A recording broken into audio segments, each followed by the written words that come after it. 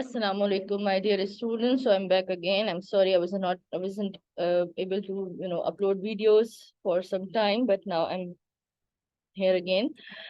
So today we will be looking into the chapter 2 of our syllabus of O Levels Biology 5090. The name of the chapter is classification, and it is a kind of a chapter that you have studied before in your grade 8s and 7s. But this time we will be looking into this chapter with the objectives and learning outcomes as per the CI syllabus. Okay, so let's begin. Okay, so in this chapter, let's talk about the learning outcomes first. Basically, this is chapter number 2, as I've told you, and we can divide this into two categories, 2.1 and 2.2. In this 2.1, we have to learn about the concept and the use of classification system.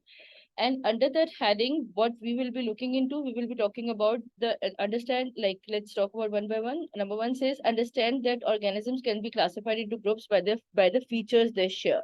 इसका मतलब क्या हुआ? इसका मतलब ये हुआ कि हम सबसे पहले तो इस चीज की अंडरस्टैंडिंग क्लियर करेंगे कि बेसिकली क्लासिफिकेशन कैसे की जाती है। ठीक है, व्हाट इज द वे और द पर्पस और तरीका क्या है जिससे हम जो है वो क्लासिफिकेशन करते हैं। उसके बाद क्या होगा? Describe a species as a group of organism that can reproduce to produce fertile offsprings. This is actually the definition of the species as well. Species को हम देखेंगे कि वो क्या होता है। Species is the basic unit of classification. और यहाँ पे हम क्या कहते हैं कि ये वो ऑर्गेनिजम्स होते हैं जो आपस में रिप्रोड्यूस करके फर्टाइल ऑफस्प्रिंग बनाते हैं, यानी उनके जो ऑफस्प्रिंग होते हैं वो भी फर्टाइल होते हैं, यानी they have the ability to reproduce again. Okay, so उसके बाद नंबर थर्ड पे हमारे पास इसके अंदर हम क्या कवर करेंगे? Describe the binomial system of naming species as an internationally agreed system in which the scientific name of an organism is made up of two parts showing the genus and the species. ठीक है, जैसे आप लोगों को पता है कि हमारे भी नाम जो हैं we have a naming system जिसके दो हिस्से होते हैं, दो पार्ट्स होते हैं, राइट? जैसे मेरा नाम हिफ्जा जावेद है, तो I it has two two main parts. ठीक है, इसी तरह से जो बायोलॉजिकल नेमिंग सिस्टम है, जिसको हम बायनोमियल नोमेनक्लेचर कहते हैं, बायनोमियल सिस्टम ऑफ नेमिंग कहते हैं, इसके अंदर भी जो है वो ऑर्गेनिज्म को दो हिस्सों में नाम दिया जाता है, जिसमें उसकी स्पीशी और उसका जीनस आता है। तो वो हम देखेंगे कि वो किस तरह से लिखा जाता है, उसके रूल्स क्या होते हैं उसको लिखने के, और आप कैसे आइडेंटिफाई करेंगे डिफरेंट ऑर्गेनिजम्स को। And then construct and use dichotomous key based on identifiable characteristics. this is a way of presenting the data, dichotomous key। और हम dichotomous key कैसे बेसिकली इस्तेमाल कैसे की जाती है और उसको हम खुद से कैसे बना सकते हैं, इसके बारे में हम पढ़ेंगे इन दिस चैप्टर। तो बेसिकली क्लासिफिकेशन की जो बेसिक्स हैं, concepts and use of classification system, वो 2.1 कवर करेगा। 2.2 में फिर हम डिफरेंट टाइप ऑफ ऑर्गेनिजम्स देखेंगे, और जब हम 2.2 करेंगे तो फिर मैं आपके साथ शेयर करूंगी। आज मेरा फोकस 2.1 पे है। ठीक है, so let's move on to the next slide. Okay, so a bit of the introduction. Classification की जो साइंटिफिक स्टडी है उसको हम टेक्सोनॉमी कहते हैं। Like in the biology we have different type of further branches, जैसे biochemistry and then physiology and ecology, जो है हम जो जिसमें इकोसिस्टम के बारे में पढ़ते हैं। Taxonomy is also one of the biological sciences. और इसके अंदर हम क्या करते हैं? इसके अंदर बेसिकली हम देखते हैं कि taxonomy is the science of naming, describing and classifying organisms. ठीक है, यानी it's a way, it's a method, it's a technique in like study of the techniques through which we are basically organizing the organisms into different categories। अब देखने में तो बहुत ही आसान सी बात लगती है कि भाई इसको इस ग्रुप में डाल दें और इसको उस ग्रुप में डाल दें, लेकिन this is done under a lot of observation, and ये इतना आसान काम नहीं होता। ठीक है, क्लासिफिकेशन को में टेक्सोनॉमी के अंदर जो है वो it's a very very special branch of science and it's a very difficult job.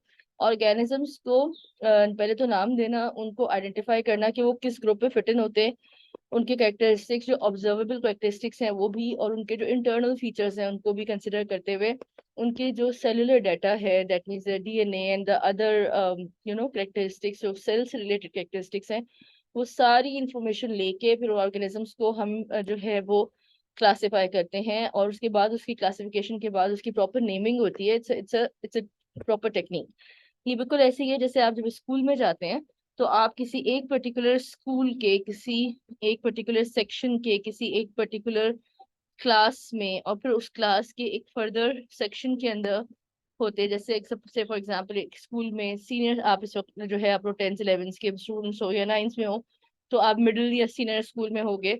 तो मिडिल स्कूल के ग्रेड 9 में आपकी क्लास जो है वो सपोज 9A है, 9B है, 9C है, 9D है, वट एवर योर सेक्शन है, उसके अंदर फिर आप हैं। तो it's not that simple, it's something that needs a lot of you know workout, कि उसको सब चीजों को कंसिडर करते हुए फिर हम क्लासिफिकेशन करते हैं। तो किसने इंट्रोड्यूस किया था?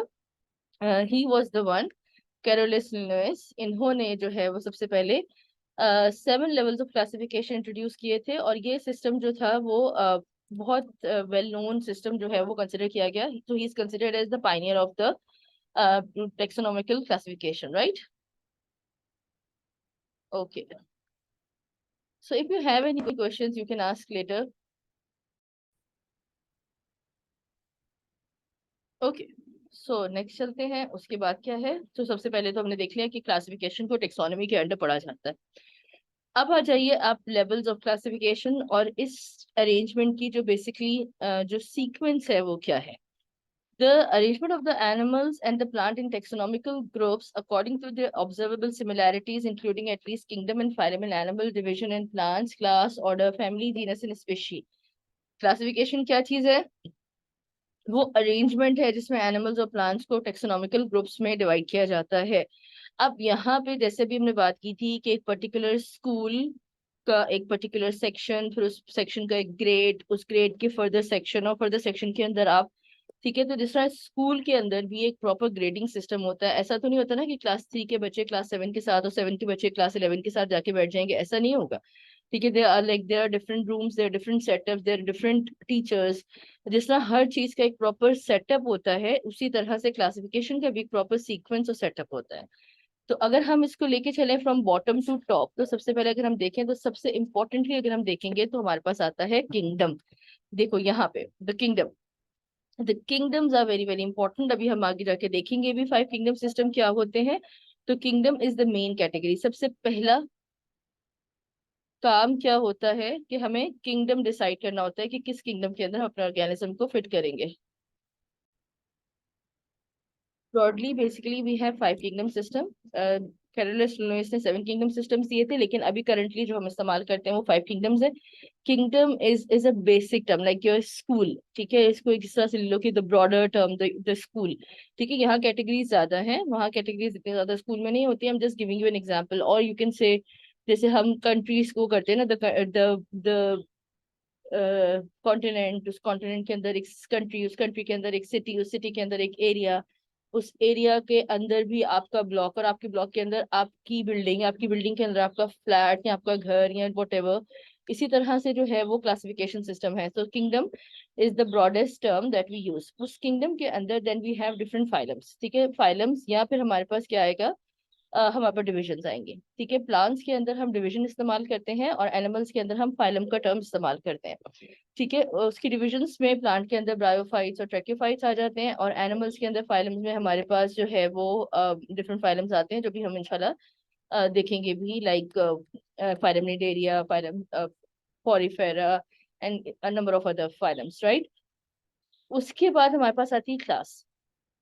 तो क्लास क्या चीज है? It is the division of the phylum, सही है। So we have class, after the class we have order, ठीक है। And then after the order we have a family, family के बाद जीनस, जीनस के बाद स्पीशीज, ठीक है। जैसे अगर मैंने भी एग्जांपल दी कि we can talk about that factor, के जिस तरह भी मैंने आपसे कहा कि uh, हम ब्रॉडली ले लेते हैं कि the world, and then in the world we have continents, in the continents we have countries, in the countries we have city, like whatever you say, states, and then we have cities, और cities के अंदर फिर हमारे पास हमारा area, और उसके अंदर हमारा घर, और फिर हम, ठीक है। तो इस तरह से जैसे हम क्लासिफाई कर सकते हैं, तो इसी तरह से यहाँ पे भी है। तो लेट्स टेक दिस एग्जांपल जहाँ पे इन्होंने बात की हुई है कि फाइलम एनिमल्स है, ठीक है। इंसानों की क्लासिफिकेशन दी हुई, homo sapiens are us, we are homo sapiens. So animals कैसे, अब ये हम कैसे क्लासिफाई होंगे? हम एनिमल्स हैं, हमारा फाइलम जो है वो कॉर्डेट है। कॉर्डेट ऐसे फाइलम के ऑर्गेनिजम्स को इंक्लूड करता है जिनके अंदर बैकबोन होती है।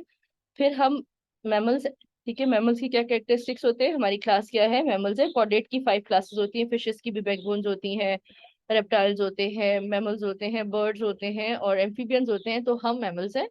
Mammals have fur and they have milk gland to feed their kids, and then उसमें हम primates में आ जाते हैं। primates में क्या चीज आएगी? We have collarbone and we have grasping fingers. We have fingers that with the help of which we can grasp something. And then we are hominids. Hominids कौन होते हैं? जिनके flat faces होते हैं और 3 dimensional visions होते हैं, ठीक है? यानी we are further, focusing, like it's from a broader category, then we are narrowing down our objective.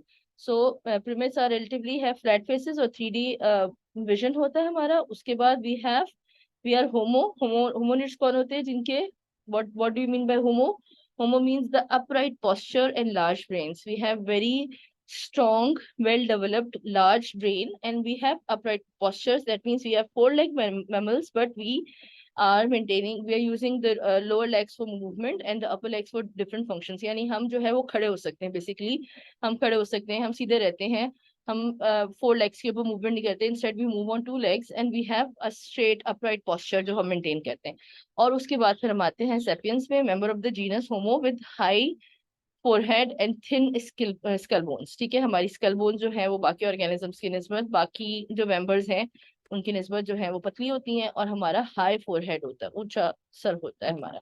ठीक है, सो इस तरह से जो है वो हम, यानी हर दफा जब हम ऊपर से नीचे या नीचे से ऊपर जाते हैं, तो basically we have certain things on the basis of which we are being classifying organisms. ठीक है, तो हम एनिमल्स हैं because we are able to move our own, लेकिन हम फिर उसके बाद कॉर्डेट्स हैं क्योंकि हमारे पास बैकबोन है, फिर हम फर और हेयर वाला फैक्टर आ गया, फिर उसके बाद कॉलर बोन और फिंगर्स की फैक्टर आ गया, फिर होमोनिड्स आ गए, फ्लैट फेस और 3D विजन। फर्दर उसको हमने नैरो डाउन किया तो अफ्लॉइड posture of large brain, and then finally we have like the forehead and the skull bones. So this is all for today. I hope you have find it interesting, and I'm very much I'm looking forward for your feedback. Please subscribe my channel and stay updated. ठीक है, जज़ाकल्लाह, अल्लाह हाफ़िज़।